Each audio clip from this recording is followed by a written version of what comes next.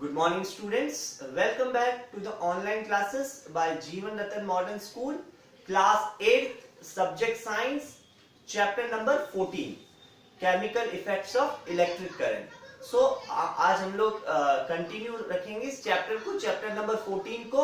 अभी last topic बचा इस चैप्टर का. So take out page number 256. Electroplating. What is electroplating? देखो इलेक्ट्रोप्लेटिंग क्या होता है.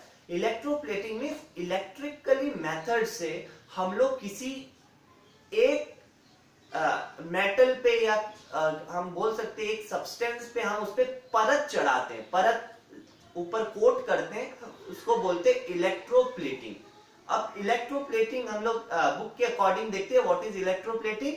Electroplating is a common application of electrolysis. ठीक है ना, एक इलेक्ट्रोलाइसिस जिसमें इलेक्ट्रिक करंट पास करके सॉल्यूशन में और उस प्रोसेस से इलेक्ट्रोप्लेटिंग करते हैं. The process of depositing a thin layer of a metal on any conducting substance by the process of electrolysis is known as electroplating. देखो अब इजी वे में समझते हैं हम इलेक्ट्रोप्लेटिंग क्या होता है. इस इलेक्ट्रोप्लेटिंग के अंदर एक मेटल के ऊपर किसी सॉल्यूशन से, किसी इलेक्ट्रोलाइसिस प्रोसेस से उसके ऊपर परत चढ़ाई जाती है, पतली लेयर, थिन लेयर, पतली लेयर उस पर चढ़ाई जाती है, उसको बोलते हैं इलेक्ट्रोप्लेटिंग. एग्जाम्पल से समझते हैं. जैसे फॉर एग्जाम्पल हमारे बाथरूम के अंदर नल होते हैं, टैब्स होते हैं, ठीक है ना, वाटर टैब्स होते हैं. आजकल हमने वाटर टैब्स देखे होंगे जो कि बहुत सिल्वर कलर के चमकते रहते हैं, एकदम शाइन करते हैं और उनके ऊपर काफी टाइम तक, वो बहुत सालों तक हमारे बाथरूम के अंदर रहते हैं और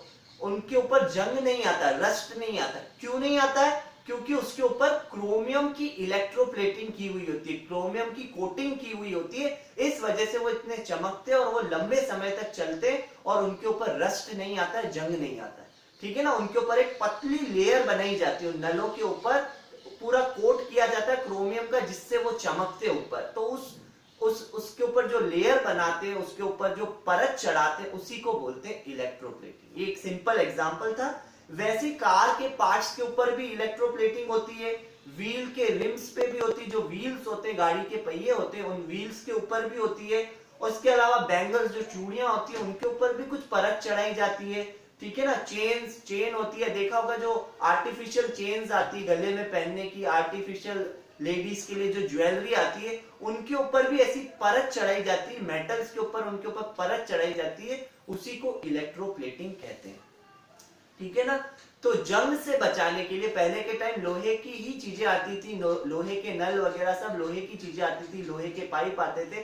तो वो क्या होता था, पानी से गीले होते थे, मॉइस्ट ऑक्सीजन के कांटेक्ट में आते थे, तो क्या होता था, उनपे रस्ट आता था, जंग आ जाता था, वो खजने लग जाते थे और धीरे धीरे वो खराब होते थे.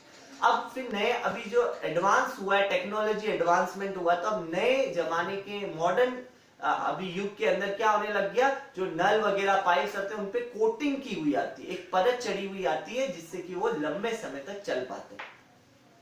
ओके, इन्होंने एक छोटा सा एग्जांपल दे रखा है, एक्टिविटी दे रखी है, हम लोग समझते हैं. देखो इलेक्ट्रोप्लेटिंग का इन्होंने एक्टिविटी 5 में दे रखा है लाइक दिस. इन्होंने क्या किया, एक वेसल लिया, उस वेसल के अंदर कॉपर प्लेट्स, 2 कॉपर प्लेट्स लगा दी, ये 2 कॉपर प्लेट्स लगाइए और वेसल के अंदर इन्होंने क्या किया, 250 मिलीलीटर डिस्टिल वाटर रखा और उसमें थोड़ा कॉपर सल्फेट और सल्फ्यूरिक एसिड की बूंदे डाल दी. ठीक है ना, थोड़ा सा टीस्पून कॉपर सल्फेट और सल्फ्यूरिक एसिड डाल दिया और डिस्टिल वाटर में. अब इस कॉपर प्लेट्स को इन्होंने कनेक्ट किया बैटरी से और इस बैटरी को ऑन कर दिया. 15 मिनट तक, 15 मिनट तक इसमें करंट फ्लो होता रहा बैटरी से. जब करंट इसके अंदर फ्लो होता रहा तो कॉपर सल्फेट क्या हो गए, दोनों डिसएसोसिएट्स हो गए, अलग हो गए, और सल्फेट और कॉपर अलग हो गए और कॉपर जाके नेगेटिव टर्मिनल के ऊपर, जो नेगेटिव टर्मिनल है उसके ऊपर चिपक गया. जो माइनस वाली कॉपर प्लेट है उसके ऊपर कॉपर तांबा चिपक गया और सल्फेट पूरा अलग हो गया और उसके ऊपर उसके ऊपर पूरी परत बन गई. When electric current passes through copper sulfate solution, the free copper gets down to the electrode connected to the negative terminal of the battery. जो बैटरी का नेगेटिव टर्मिनल है वहां जाके वो कॉपर चिपक गया उसके ऊपर. ठीक है ना, तो कॉपर उसके ऊपर अलग हो गया. तो ये एक छोटा सा एग्जांपल दे रखा है इलेक्ट्रोप्लेटिंग का। अभी नेक्स्ट देखते हैं what are the uses of electrolysis. Electrolysis के क्या उपयोग होते हैं, कहां कहां काम आता है। अभी हमने देखा कि जो इलेक्ट्रोलाइसिस से बैंगल्स, चूड़ियां बनाने में, जो हमारी जो ज्वेलरीज होती है, ठीक है ना, इमिटेशन ज्वेलरी बोलते हैं जिसे, ठीक है ना, जो आर्टिफिशियल ज्वेलरीज आती है जो सस्ती मिलती है बहुत, वहां पे भी इलेक्ट्रोप्लेटिंग कोटिंग का काम किया जाता है उसके ऊपर। उसके अलावा कार्स के जो व्हील्स होते हैं, बाईसाइकिल्स के जो हैंडल्स होते हैं, मोटरसाइकिल्स के हैंडल्स होते हैं, वहां सब ये सब इलेक्ट्रोलाइसिस, क्रोमियम और निकल उसके ऊपर परत जमाई जाती है, क्रोमियम और निकल की, ठीक है ना। The process of electrolysis is also used to obtain pure metals from impure metal. Impure metal से pure metals निकालना होता है, तब भी ये प्रोसेस, ये काम आता है इलेक्ट्रोलाइसिस प्रोसेस। और इलेक्ट्रोलाइसिस प्रोसेस एल्यूमिनियम मेटल को, और कच्चे एल्यूमिनियम से एल्यूमिनियम को अलग करना हो तो तब भी ये इलेक्ट्रोलाइसिस प्रोसेस काम में आता है, ठीक है। तो ये हमने कुछ यूजेस पढ़े इलेक्ट्रोलाइसिस के। What are the uses of electrolysis. तो आज ये चैप्टर पूरा कंप्लीट हो गया है।